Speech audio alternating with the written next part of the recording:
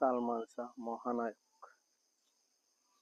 অসংখ্য ছবি রয়েছে তার তৈরি।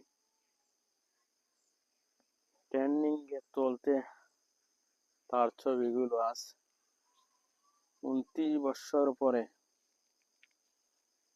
মৃত্যুর বিচার করেছে বাংলাদেশ। রায় হয়েছে, খুন করা হয়েছে তাকে।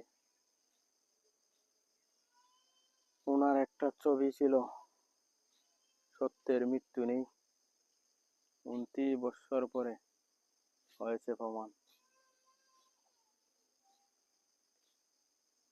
ছবি ছিল অভিনয়, আজকে রূপ ধারণ করেছে বাস্তবে। ওনাকে করা হয়েছে খুন।